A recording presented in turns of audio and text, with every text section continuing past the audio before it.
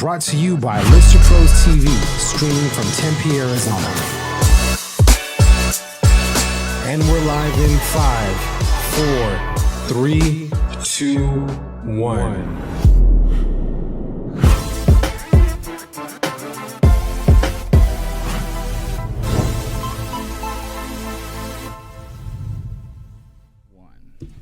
Hey guys, Jordan Nielsen here, host of Real Estate Pros on Lister Pros TV. Today we're in Tempe with Shelby Purdy of Coldwell Banker. Thank you so much for taking time out of your day and joining me on Real Estate Pros. Thank you for having me. Awesome. So for those watching that don't know who you are, we'll give you a moment to introduce yourself. Okay, Shelby Purdy. I'm from Cave Creek, Arizona. I've been in the real estate business for about 6 months now, and I'm from Maryland mostly. Awesome. So you're from the East Coast? Yes. Moved out here? 17 years ago. Okay. Escaping, did you escape something? The weather? No, the weather's nice here. I guess it's warm, but Maryland I think is nice as well. Maryland's nice. I moved directly here from Ohio, so. Oh, okay. But it was a marriage that brought me here. Oh, so. I got you. All right, awesome. So Cave Creek. So why did you choose Cave Creek? Oh. I love Cave Creek, the western town.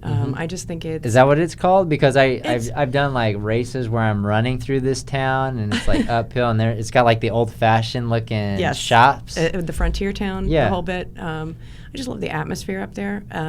We didn't really look anywhere south. We just ended up there. My husband originally was living up in Scottsdale. He's been here for 20-some-odd years. Oh, really? Yeah, ASU grad.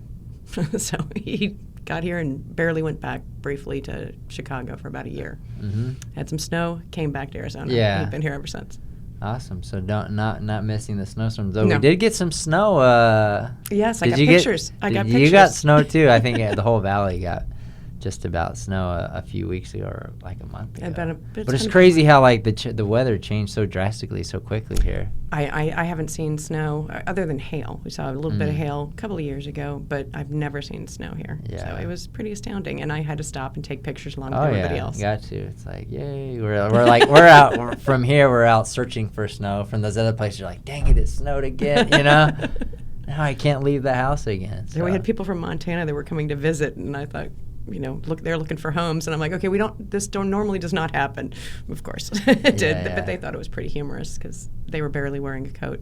Right. So talk to us a little bit about what interested you in getting into the real estate business. I used to work in the food business. I worked for food manufacturers and sold to restaurant chains.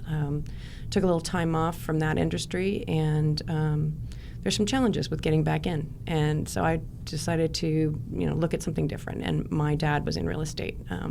He loved it up until the time he passed away in the late 80s.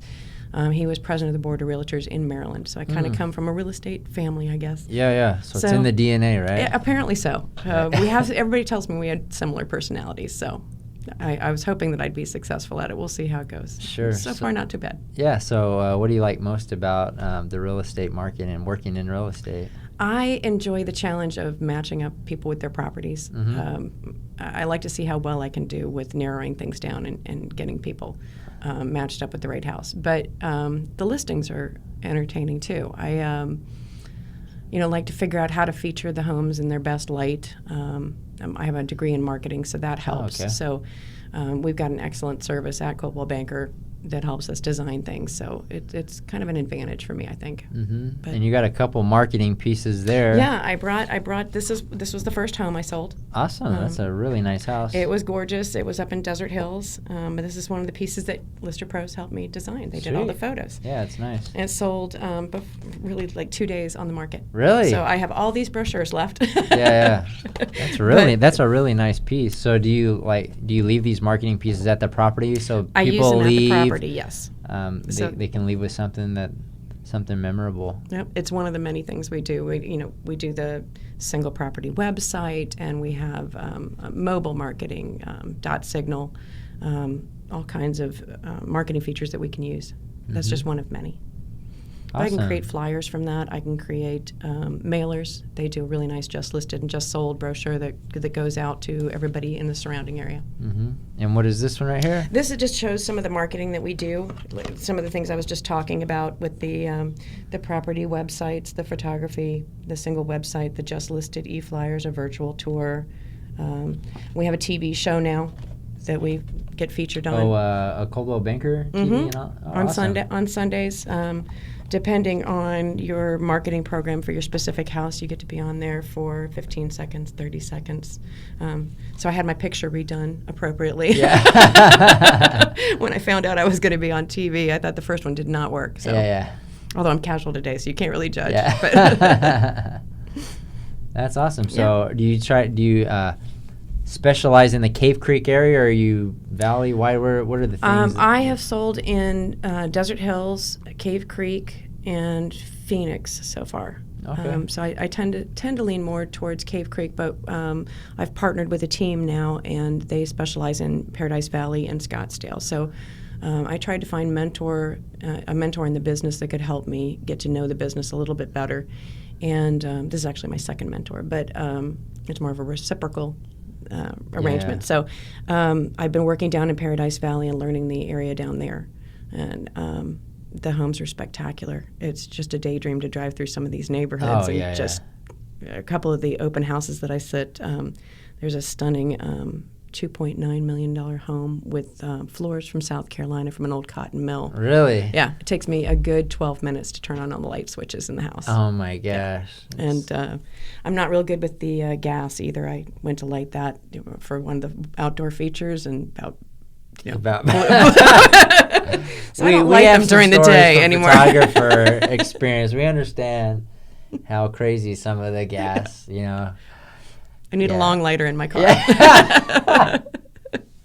Well, these things you learn slowly. It makes me think of, this is why we tell people we don't touch the gas anymore. You're going to have to light it yourself, because we had a situation where one of our photographers lit it and it like singed.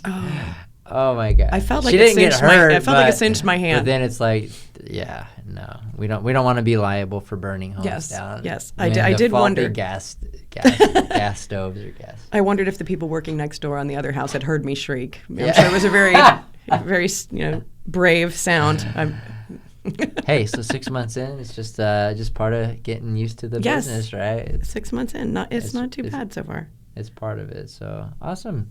So what advice would you give to brand new agents starting today? Obviously, you're fairly new yourself, but what are those things that you've learned so far in the real estate? I think the advantages for me so far are finding somebody that you are comfortable with to mentor. There's a lot of programs out there within each company. They'll partner you with people. It just depends on what you sign up for. But the partnership I have now is with people that I think are very similar, and they're successful. So that's the type of behavior that I want to learn from. They're available anytime to talk to me. So it's not like I'm a single agent with 6 months experience taking over everything. I've got all these people with me that help. Right. And then the classes, Coldwell Banker provides a lot of training for you. We have something called AMP, which is Achieve Maximum Performance, and then Outlist, Outlast. So I've been taking those classes, and then I take ones that are offered by the NAR as well. So I'm thinking about working towards my GRI, but I just got the accredited buyer's representative and then the seller's representative just recently. So I'm working on getting those letters behind my name. Right. And then designations. Yes. I don't know how many people actually look for it, but for those who do look, it's probably important. So I'm trying to get that done. I haven't added them to the business card yet. I have one transaction that I'm working on now for a listing that will qualify me. And then I need to get 2 more sales to qualify me as a buyer's representative. So, yeah. Yeah, so you're, but it sounds like you're doing a lot of business and a lot of deals for being relatively new. I think a lot of people struggle to even get a deal in the first year. So you've done a handful of deals already, and you're only 6 months in. I've been lucky. The people I've been working with are in my sphere of influence, friends, and their situations may have changed, so they need somebody to work with, somebody that they trust. And I've been lucky. I've had 2 listings that sold and 2 buys that sold. I'm working on my 3rd buy right now, so it's under contract. So hopefully everything goes well. Awesome. Yeah. So it sounds like it's not like you got your license and then you're sitting around with nothing to do. No, they do not encourage that. Figure it out. So it sounds like you're reaching out to your sphere of influence. People know that you're in the real estate business, and you have the backing of additional support team members that have, have been in the business for a long time, so it's not like I'm out here on my own. Right. I don't think a lot of people that get their license really know what the day-to-day is. And I think when you get there and you find out, you're cold calling and calling your sphere, it can be very intimidating.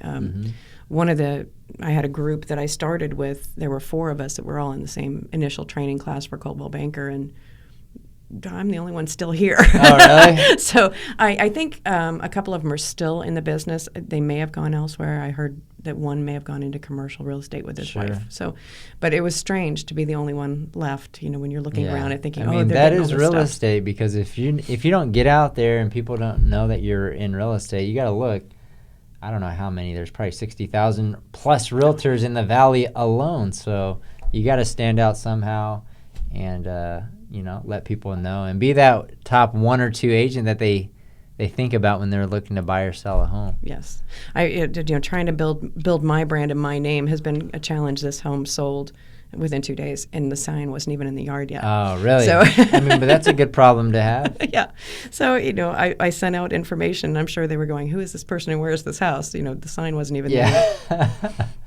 But building the brand and trying to figure out, building your website has been a challenge for me.